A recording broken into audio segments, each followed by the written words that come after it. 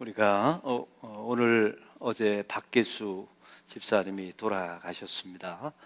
올해 62세 되셨는데 2년 전에 남편을 장례를 잘 치르시고 또 본인도 몸이 좀 안 좋으셨는데 항상 교회에 중보기도단 열심히 하셨잖아요. 또 최근에는 우리 교역자들의 아침에 토스트를 항상 구워가지고 요구르트 하나와 함께 교역자들의 아침 식사하시라고 휠체어 타고 다니시면서 항상 교역자들을 잘 섬겨 주셨어요. 보니까 또 중보기도단에 또 최근에 계속 간식을 내고 어려운 사람에게 또 곰국을 끓여서 본인 집안도 어려운데 이렇게 섬겼다는 이야기를 들었습니다. 제가 그 이야기를 그 아드님한테 해줬더니 어머니가 죽음을 준비한 것 같다, 그런 얘기를 하더라고요. 죽음이 찾아올 줄 알고 어머니가 좋은 일로 자기 인생을 잘 마무리 짓는 것 같다고. 제가 내일 세미나를 떠나기 때문에 우리 박계수 집사님의 입관과 발인 예배를 진행하지 못하기 때문에 제가 여러분에게 이런 말씀을 미리 드리는 겁니다. 제가 박계수 집사님의 별명을 지어드렸는데 도르가라고 제가 별명을 지어드렸죠.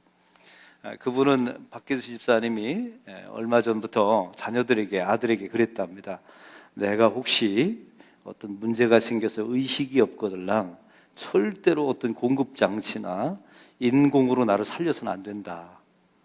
이걸 유언을 아들에게 다 했답니다. 그러니까 미리 살아있기 전에 살아있을 때 아들에게 다 이야기한 거죠.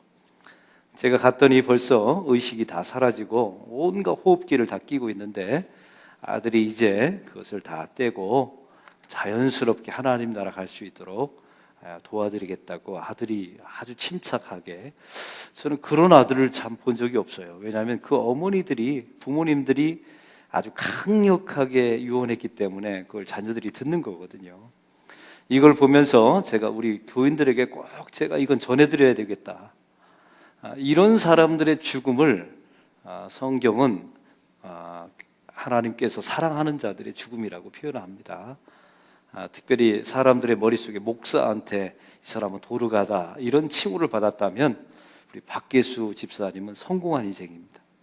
할렐루야.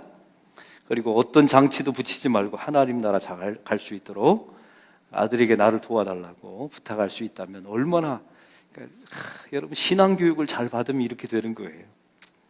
제가 찾아가서 안 그래도 우리 여전도 회원들이 많이 와서 함께 위로했고, 저도 살아있을 때 어제 가서 귀에다 대고 제가 기도했습니다. 하나님, 고통 없이 죽게 해주세요. 하나님, 고통 없이 이 여인을 잘 데려가 주십시오. 평생 고생하고 남편 떠나보내고 외롭게 살았지만 하나님께서 잘 거둬 주십시오. 제가 기도했어요. 그랬더니 옆에 있는 아들이 아멘 하더라고요. 되게 그 기분 나빠하거든요. 자기 어머니 죽게 해달라고 기도하는데 그 아들도 아멘 하고 저희도 진심으로 아멘, 하나님 그것대로 이루어지길 원합니다. 제가 기도하고 결국 떠나보냈습니다. 우리 집사님께서 미약하고 연약했지만 아주 소중한 유산을 남겨준 것 저와 여러분이 잘 이어가기를 소망합니다. 할렐루야. 우리 지난주 배웠던 말씀입니다. 1차, 2차, 3차 포로 기환했다고 그랬죠. 1차 포로 때 주관했던 사람은 세스바살, 스룹바벨, 예수아 돌아와서 성전을 재건했죠. 회파된 성전을 재건했습니다. 그런데 사마리아 사람들의 방해를 받아서 결국 16년 동안 중단되게 됩니다. 그렇죠? 그리고 결국은 2차 포로 기환 때 오기 전에 그 성전이 완공하게 됩니다. 16년 동안 중단되었다가 4년 6개월 동안 지어서 몇 년 만에 완공된 겁니까? 20년 만에 완공되게 되죠. 1차 포로 귀환이었습니다.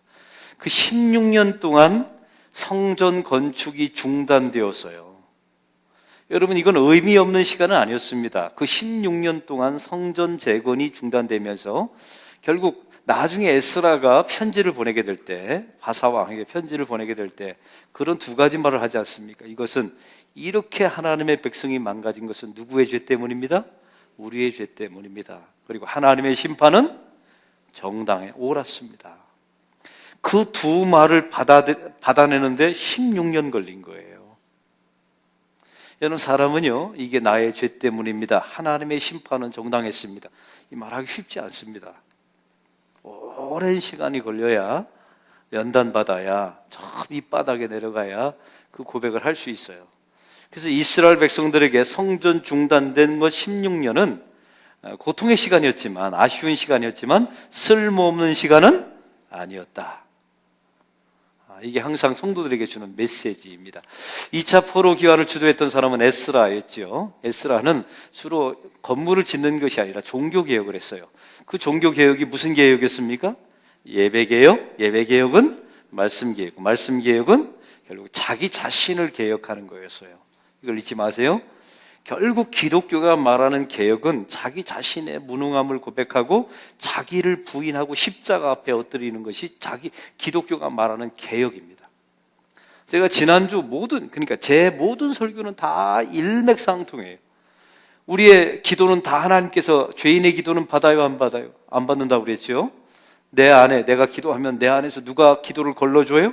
성령께서. 그 기도를 누구의 기도로 만들어요? 주님의 기도로 만들어서 예수님께서, 중보자된 예수님이 우리의 기도를 연기처럼 하나님께 올려드린다는 거예요. 그래서 제가 말씀을 나눴죠. 정욕을 위해서 구하는 기도는 하나님이 듣지 않는다. 그 정욕을 위한 기도가 뭐예요? 세상은 바꿔달라고 말하면서 자기 자신은 안 바뀌는 것. 그게 정욕을 위한 기도예요. 동일한 일맥상통하죠. 기독교가 말하는 개혁은 자기 자신을 개혁하는 거예요. 기독교가 말하는 기도는 하나님 저를 바꿔달라고 기도하는 겁니다. 한번 따라 봅시다. 내가 바뀌면 가정이 바뀌고, 가정이 바뀌면 교회가 바뀌고, 교회가 바뀌면 세상이 바뀝니다. 이게 하나님의 원칙이었던 거예요. 여러분, 그래서 교회에서 개혁을 부르짖지 마세요. 언제 성경에 하나님이 교회에서 개혁을 부르짖으라고 그랬어요? 개혁은 자기 자신을 향한 외침이어야 합니다. 할렐루야. 가정도 마찬가지예요. 수많은 문제가 내 아내와 남편과 자식에게 있다고요? 거짓말하지 마세요. 진짜 하나님 앞에 까발려 놓고 한번 정직하게 엎드려 보세요. 이게 누구의 죄로 인해서 이런 일이 생겼는지. 이걸 성경은 우리에게 말씀하고 있습니다. 여러분, 에스라가 돌아왔을 때 기가 막힌 일을 발견하게 되죠. 자기 민족들이 자폰을 하게 된 거예요. 이방 민족과 결혼하게 됐죠. 이게 왜 문제가 됐습니까? 이방 사람과 결혼하는 것은 결국 우상숭배가 들어오는 문을 활짝 열어놓는 거예요. 결국 세속화되는 첩경이 이방 사람과 결혼하는 거예요. 여러분, 이방 사람과 결혼한다고 해서 필리핀 여자와 결혼하면 안 된다, 이런 게 아니에요. 믿지 않는 사람과 통혼해서는 안 된다. 그 말은 무슨 또 의미예요? 우리가 믿지 않는 사람의 영향을 받아서 세속화되면 안 된다. 목숨을 걸고 지켜라. 그게 그 정신이었어요. 우리 교회 한 집사님이 자녀를 외국에 보냈어요. 아들을. 아들한테 한 가지만 부탁했답니다. 며느리를 데려오는데 까만색은 안 된다. 다 되는데 까만색은 안 된다. 그 까만색이 누굴까요? 흑인은 안 된다. 자기가 그건 받아줄 수 없다고 그러더라고요. 그러니까 성경은 그런 얘기하는 게 아니라 믿지 않는 사람과 결혼해서 우리가 영향을 받아 우상 숭배를 하게 되고 세속화되는 것, 이건 목숨을 걸고 막아야 된다. 그래서 이스라엘 백성들이 가나안 땅에 들어갈 때 뭐 하라고 그랬어요? 그 민족의 사람을 진멸하라고요. 이유가 뭐예요? 소유를 위한 전쟁은 안 된다. 또 이 결혼은 결국 우상 숭배가 들어오는 통로가 될 수 있고, 결국 모계 사회인데, 영적인 모계 사회인데, 가나안 여자들이 결국 신앙 교육을 하면 신앙이 망가질 수밖에 없다는 거예요. 이런 원칙이었습니다. 여러분, 이런 거에 대해서 에스라가 강력하게 촉구를 하는데, 오늘 본문은 이제 이스라엘 백성들의 회개와 변화에 대한, 열매에 대한 내용이 나와 있습니다. 여러분, 이 에스라를 보십시오. 에스라의 직업이 뭐였다고요? 학사이면서, 학사는 말씀을 가르치는 자, 학사이면서 제사장이었어요. 가장 뭘 잘할까요? 하나님의 말씀을 잘 알죠? 그러니까 성경을 통해서 이 에스라는 깨달은 게 있었어요. 하나님과의 언약을 지키면 이 백성이 복을 받고, 하나님의 언약을 깨면 이 백성이 망한다는 사실을 알았어요. 그 하나님의 언약이 언제 깨지냐면 우상숭배할 때 깨진다는 원리도 알았어요. 근데 그 우상숭배의 첫 번째 단추가 이방 사람과 결혼하는 거였거든요. 그래서 에스라는 성경에 우리 지난주 말씀을 나눴죠. 이런 현실을 자기 민족이 돌아와서 이방 여자들 이 예루살렘에 거하고 있는 이방 여자와 결혼하는 것을 옷을 찢고 금식을 하면서 통곡을 하잖아요. 백성들이 놀랬다고요? 안 놀랬다고요? 놀래서 이게 이렇게 대단한 일인가? 우리가 이렇게 큰 범죄를 저질렀는가? 아주 그들도 충격을 받아요. 그리고 함께 이제 회개 운동을 벌이게 되는데, 이 회개 운동을 보세요. 이 에스라가 회개를 하는데, 중요한 것은 에스라가 기도할 때 저 백성의 죄를 용서해 달라고 말합니까? 우리의 죄를 용서해 달라고 말해요? 우리의 죄. 왜? 이게 공동체성이었기 때문에요. 그래서 우리라는 단어를 사용하죠. 그래서 에스라가 뭐 합니까? 금식하면서 하나님 앞에 기도를 해요. 근데 너무나 놀라운 것은 이 에스라의 금식과 기도를 누가 따라해요? 백성이 따라합니다. 근데 놀라운 사실은 에스라가 백성들한테 회개하라 외친 적이 없었어요. 나를 따라서 회개해야 된다 한마디도 하지 않았어요. 그냥 뭐 했어요? 에스라가 자기 자신이 먼저 꿇어 엎드려서 회개하고 기도했어요. 여러분, 여기서 우리가 알아야 되는 중요한 원칙이 있어요. 우리 기독교 안에, 교회 안에 어떤 무브먼트를, 어떤 운동을 많이 벌려요. 대부분의 교회들이 합시다, 구호 외치고 구호 삼창하고 그다음에 따라하라고 또 막 강압적으로 뭔가 지시하고. 근데 기독교가 말하는 영적 각성이나 영적 부흥은 그런 게 아니에요. 중요한 것은 에스라 같은 지도자나 교회 공동체나 가정의 소수의 사람이 먼저 꿇어 엎드려 하나님 앞에 금식하면 그게 리바이벌, 부흥의 시작이었다는 사실이에요. 전체가 함께 시작한 부흥운동은 없어요. 항상 소수의 하나님의 백성이, 그게 지도자이든 평신도이든, 특별히 1907년도 평양 대부흥운동은 누가 주도했어요? 길선주 목사님이 자기가 회개함으로 기도의 운동이, 그렇다고 우리 기도하자 모이자 이렇게 시작된 게 아니에요. 길선주 목사님이 회개하고 엎드리고 자복하니 따라했어요. 여러분, 가정도 교회도 마찬가지입니다. 구호 외치고 무브먼트 운동하고 뭔가 이렇게 으쌰으쌰, 하나님의 뜻은 그런 방법이 아니에요. 그래서 여러분, 가정이 리바이벌, 어떤 개혁이나 영적인 부흥이 일어나기를 원하거들랑 회개하십시오. 부모가 회개하고 목사가 회개하고 교회 중직자들이 회개하면 그 교회는 반드시 영적인 부흥이 일어납니다. 할렐루야.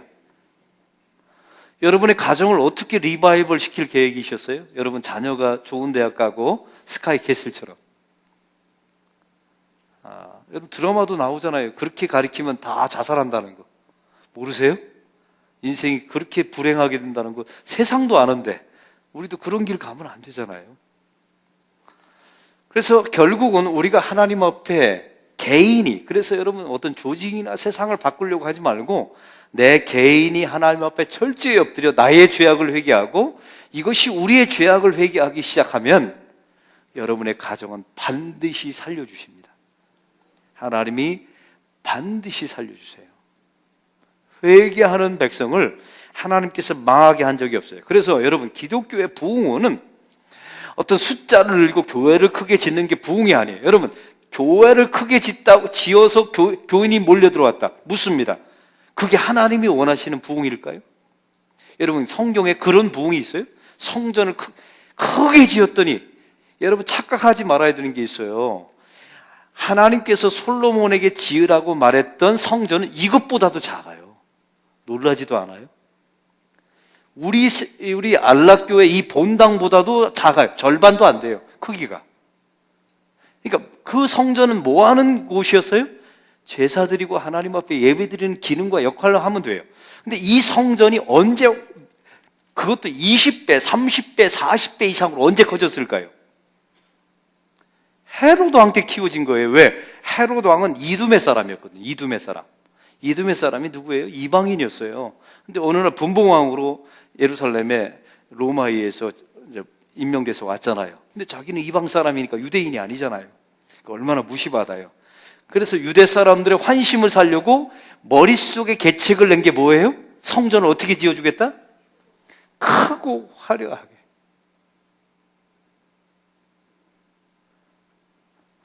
여러분, 이게 부흥이 아니라니까요. 그건 부흥이 아니. 여러분 얼굴에 저 목사 교회 짓자는 얘기인가 말자는 얘기인가. 지금 교회를 이렇게 크게 짓는데. 여러분 성경이 말하는 걸 말하고 싶어요. 여러분 교회 크게 지금 이 정도 우리 규모에 맞춰서 이제 우리 교인들이 활동하기에 좋은 공간으로 짓는 거지, 이걸 무조건 크게 지어서 채워질 것이다, 그건 기독교가 말하는 부흥이 아니에요. 기독교가 말하는 부흥은 조그만 다락방 하나를 채우더라도 회개하고 기도하고 금식하는 사람에 의해서 채워지는 성도가 부흥인 줄로 믿습니다. 여러분 성경이 말하는 부흥은 그런 거예요. 그래서 에스라는 금식과 기도를 했습니다. 이것이 무엇보다도 강력한 설교였고 이것이 백성들을 자극하고 감동시킨 거예요. 오늘 성경에 보니까 스가나라고 하는 사람이, 오늘 성경 한번 말씀 읽어볼까요? 2절의 말씀을 다 같이 읽겠습니다. 2절 시작. 엘람 자손 중 여이의 아들 스가냐가 에스라에게 이르되 우리가 우리 하나님께 범죄하여 이 땅 이방 여자를 맞이하여 아내로 삼았으나 이스라엘에게 아직도 소망이 있나니. 여러분 이렇게 에스라가 금식하고 회개하자 이에 동조하는 사람, 오늘 성경에 이름이 나와 있습니다. 이름이 누구라고요? 스가냐. 한번 따라해봅시다. 스가냐. 스가냐라고 하는 지도자가 함께 동조해서 일을 함께 나갑니다. 여러분 우리가 하나님의 귀한 일을 시작하면 하나님께서 소수의 사람을 동원하셔서 우리의 협력자를 세워주십니다. 이래서 이제 부흥이, 리바이벌, 회개운동과 이 당시에 부흥운동이 일어나게 된 거예요. 그런데 이 스가냐를 통해서 결국 선포된 게 있어요. 선포된 게. 잘 들어보세요.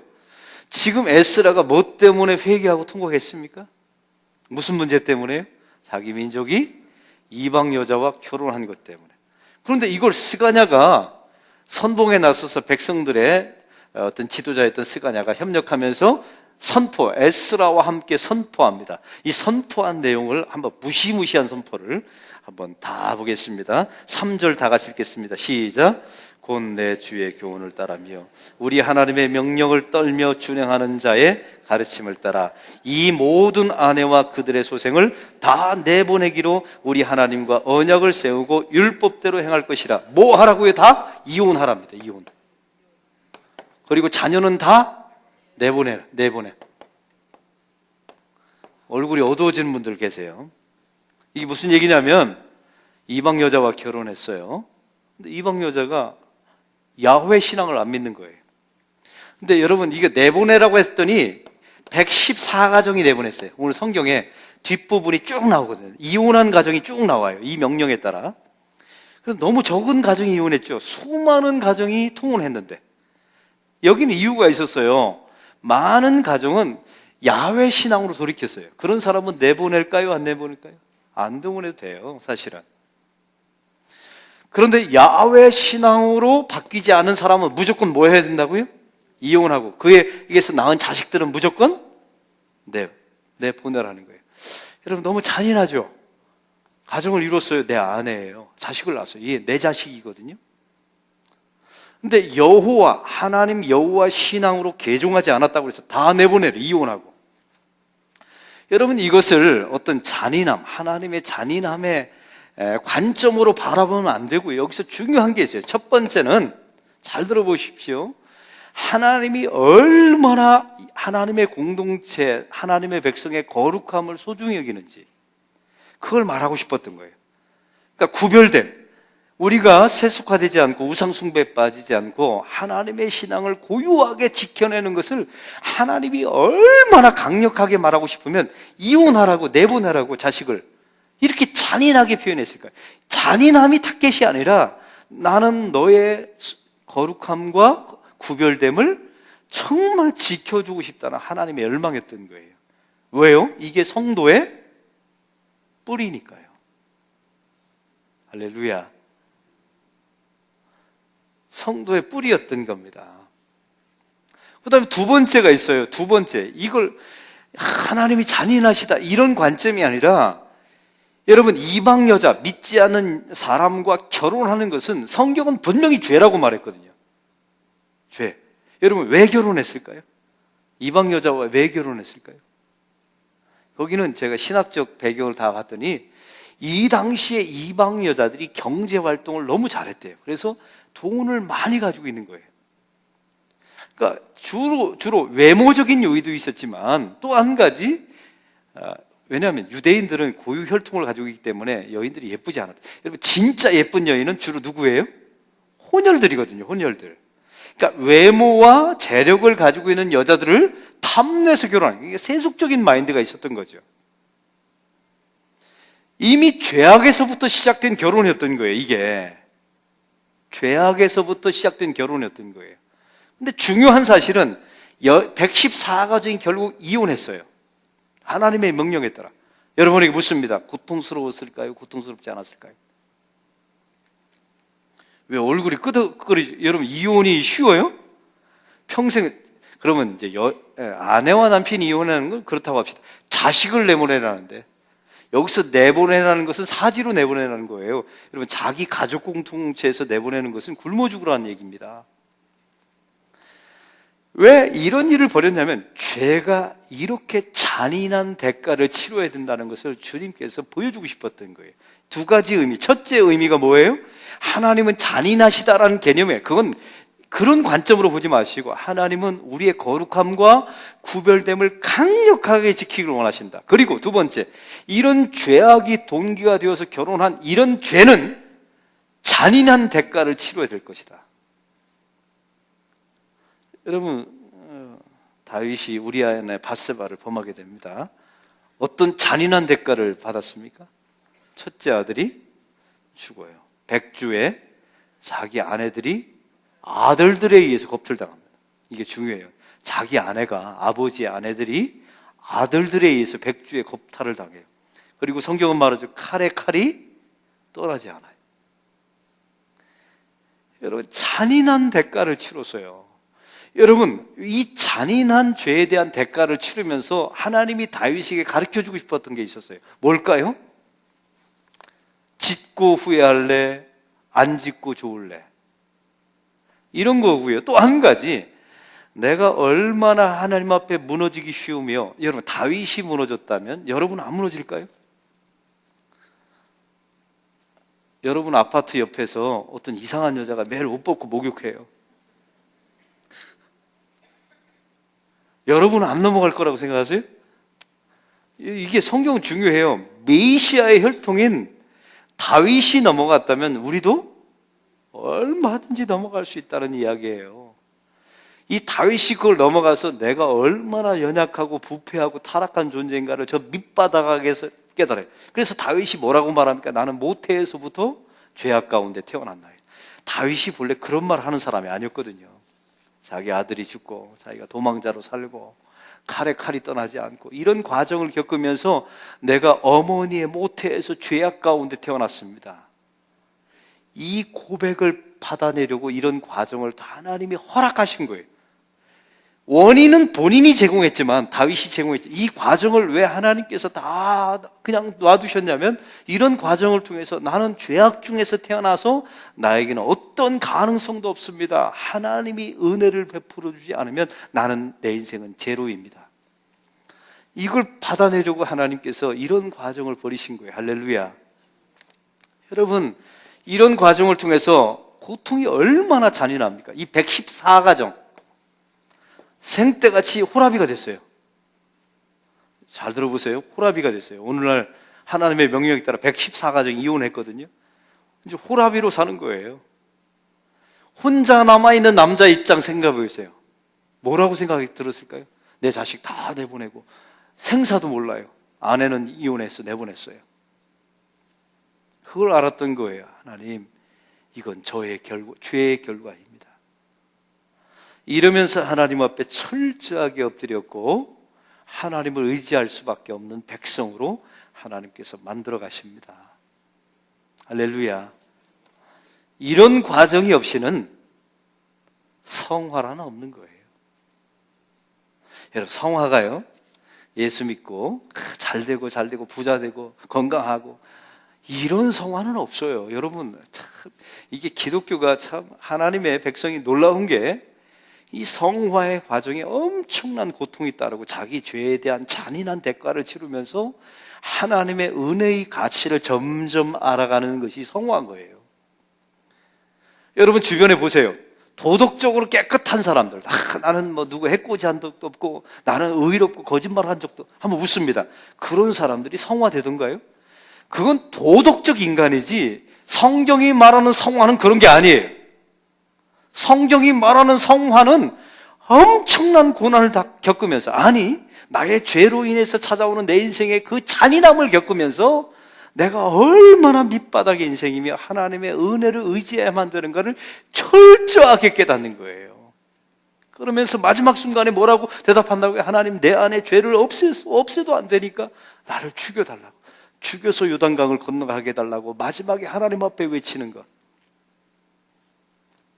여러분, 그게 성도의 성화입니다. 할렐루야. 이건 도덕적인 인간하고 달라요. 여러분, 교회는 도덕적 인간을 키워내는 게 아니에요. 거짓말 좀 덜하고 살인 좀 덜하고 뭐 남을 미워하는 것, 그건 딴 데 가서 유교한테 가세요. 유교가 훨씬 더 효과적이에요. 기독교는 그런 게 아니에요. 그 잔인함을 치르면서 하나님의 존재가 얼마나 은혜로우신가, 그 하나님이 얼마나 긍휼이 많으신가를 하나하나 깨닫고 그분을 깊이 사랑하게 되는 것, 이게 성화인 줄로 믿습니다. 이 길을 가셔야 돼요. 그 길 가고 있습니까, 여러분?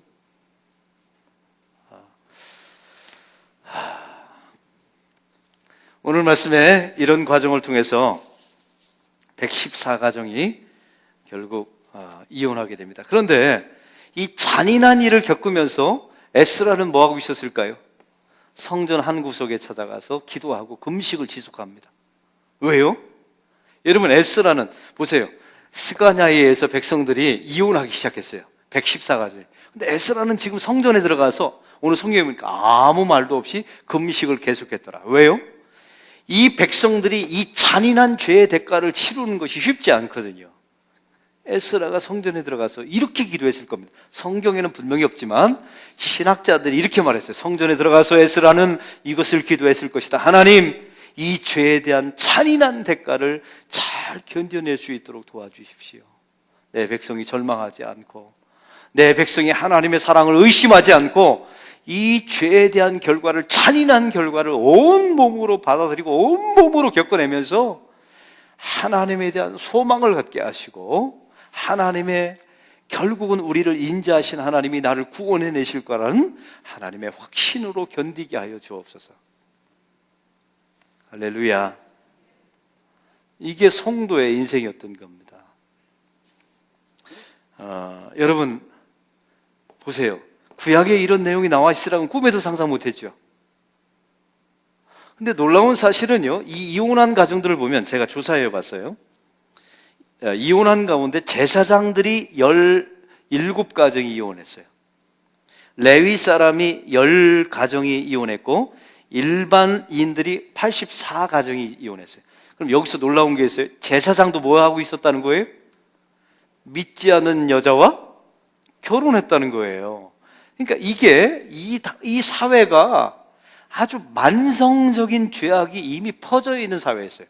이런 세상을 바꾸려면 에스라 같은 한 사람이 먼저 금식하면서 옷을 찢으면서 회개했고, 백성 가운데 스가냐라고 하는 사람을 하나님께서 수수의 백성들을 동원하셔서 백성한테 누가 말하지 않더라도 이 모범자, 이런 사람들의 모범을 통하여 백성들 안에 함께 이런 운동에 참여하는 모임이 생겼다는 거예요.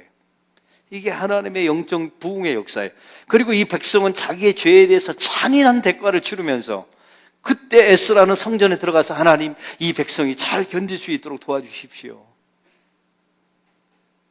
그래서 이것이 개혁이 되고 이 공동체가 거룩함을 지키게 되었다는 겁니다. 할렐루야.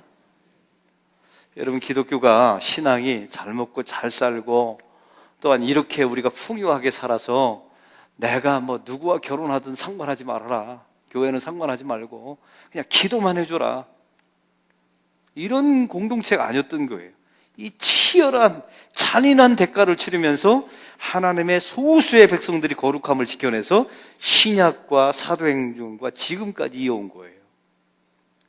이 대가 여러분 가정에 대해서 끊기지 않기를 축원합니다. 이게 지금까지 2000년 아니 몇천 년 동안 이어져 내려왔어요. 이게 끊기면 안 돼요. 여러분의 가정을 통해서 여러분의 자녀에게. 그래서 저는 여러분 이 말씀을 통해서 여러분 지금 믿지 않는 남편하고 사는 분 있잖아요. 이혼하라 그런 말씀이 아니에요. 이미 다 했는데 어떻게 해요? 성경에는 또 다른 말씀이 있죠. 하나님이 짝지어 주신 것을 사람이 다루지 못할지니라. 근데 이미 제가 보니까 잔인한 대가를 이미 치르셨어요. 어쩔 수 없어요. 여러분 이혼하지 않아도 되는 이유가 이미 잔인한 대가를 제가 여러분을 보니까 치루었어요. 왜요? 평생 남편 손 한 번 못 잡고 교회 온 적이 없어요. 그게 얼마나 잔인한 대가예요. 자식이 아프고 고통스러운데 하나님 앞에 나와서 부부가 함께 기도한 적이 없다. 이거 잔인한 대가입니다. 아닙니까? 여러분 특세 때 3대가 모여서 막 찬양하고 예배드리고 난리 떠는데 우리 가정은 나 혼자 그리고 내 자식도 믿음이 없고 이거 잔인한 대가를 치른 거예요. 잔인한 대가. 이미 다 치렀어요. 제가 보니까. 그래서 여러분 마음속에 이런 기도가 있었으면 좋겠어요. 하나님 이미 잔인한 대가를 치렀사니 저를 긍휼히 여겨 주옵소서. 할렐루야. 그리고 내가 어미이니까 하나님 신앙은 모계를 통해서 이어진다고 하지 않습니까? 하나님 내 자식에게만은 신앙이 끊기지 않도록 도와주옵소서. 우리 자매들은 그렇게 기도하시기 바랍니다. 그리고 여러분의 자녀가 혹시 믿음을 팔아먹은 사람이 있으면 안심하세요. 여러분 손주가 아직 기회가 있어요. 제가 말씀드렸잖아요. 손주 여러분이 키워주시면서 신앙교육 시키면 돼요. 할렐루야. 그래서 어떻게 하든 여러분의 신앙의 계보를 이어가는 여러분의 가문이 되기를 소망합니다. 그래서 이 정도로 이혼과 자식을 내보내라. 이 정도로 거룩함과 구별됨을 철저하게 지켜서 신앙의 계보를 이어가라. 그리고 두 번째 의미가 뭐예요? 죄의 대가는 이렇게 잔인하다. 이걸 성경이 말하고 싶었던 겁니다. 저는 교회 안에서 또 사역을 하면서 이 죄가 그냥 지나가지 않는다는 사실을 항상 깨닫습니다. 그리고 하나님의 백성들이 잔인하게 그 대가를 치러요. 근데 이걸 하나님이 다 허용하세요. 왜요? 그 잔인한 대가를 치르면서 두 가지를 갖게 돼요. 하나님에 대한 소망. 오늘 성경을 한번 볼까요? 이게 이제 오늘 마지막 구절입니다. 2절 크게 읽겠습니다. 엘람 자손 중 여이알의 아들 스가냐가 에스라에게 이르되 우리가 하나님께 범죄하여 이 땅 이방 여자를 맞이하여 아내로 삼았으나 읽겠습니다. 이스라엘에게 아직도 소망이 있나니. 아멘. 하나님의 백성들에게 그 잔인한 대가를 치르면서도 우리에게 하나님의 백성들이 하나님이 주신 소망이 있어야 돼요. 하나님 나를 통해서 이 가정의 신앙의 계보가 이어가게 하여 주옵소서. 그리고 우리가 꿇어 엎드려서 회개하고 금식하면 하나님께서 자비로우신 하나님이 우리를 용서하시고 여러분 가정 속에 여러분의 삶 속에 긍휼을 베풀어 주실 것이라는 믿음을 가지셔야 돼요. 그래야 그 잔인한 죄의 대가를 치르면서 이겨낼 수가 있어요. 할렐루야. 여러분 이 이혼하고 내보내는 것은 망하라는 겁니까? 지금 망했잖아요. 혼자 호랩이 됐잖아요. 망하라는 거예요? 아니요. 살리겠다는 겁니다. 뿌리 하나라도 내가 살려놓겠다라는 하나님의 열망입니다. 여러분 저와 여러분의 가정이 우리 교회가 이런 과정을 잘 닮아가는, 그래서 막 공동체 나라를 개혁하는 이런 거 말고요, 우리가 나의 죄악을 놓고 항상 금식하며 회개하면 하나님께서 부흥을 일으켜 주십니다. 여러분의 가정이 부흥되기를 원하면 꿇어 엎드려 금식하세요. 아비가 금식하고 어미가 금식하고 기도하면 하나님이 여러분의 자녀 때 리바이벌 되는 역사가 일어납니다. 할렐루야. 이 원칙을 잘 지켜서, 그러면 동역자를 붙여주세요. 의외의 사람들을 붙여주셔서 결국 전체가 무브먼트, 누가 말하지 않아도, 하자고 말하지 않더라도 이게 전염되거든요. 영적인 하나님의 일들은 전염돼요. 그래서 이런 일들이 잘 이루어져서 이 공동체가 사는 이런 역사가 우리 교회와 또 여러분 가정 안에 일어나기를 소망합니다.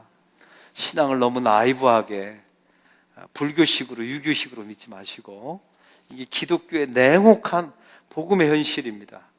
이런 현실을 깨닫고 하나님 앞에 바로 서는 저와 여러분, 우리의 가정들이 되기를 소망합니다. 기도하겠습니다. 하나님 아버지, 참 감사합니다. 저희들이 얼마나 세속화되고 얼마나 구별되지 않았는지 하나님께서 아시지 않습니까?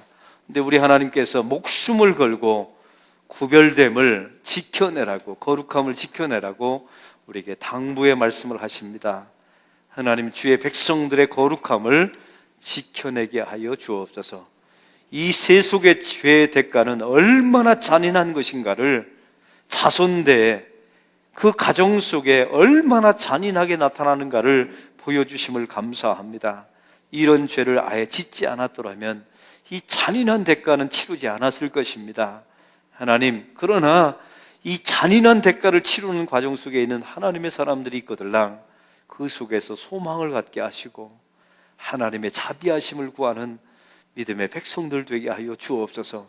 그 잔인한 대가 속에서 주 예수의 은혜를 구하게 하시고 우리의 무능력함을 하나님 앞에 고백하며 주의 은혜가 아니면 살 수 없음을 고백하는 믿음의 백성들 되게 하옵소서. 그래서 이런 과정을 통해서 성화되게 하시고 하나님을 닮아가는 믿음의 백성들 되게 하여 주시옵소서. 예수 그리스도의 이름으로 기도하옵나이다. 아멘.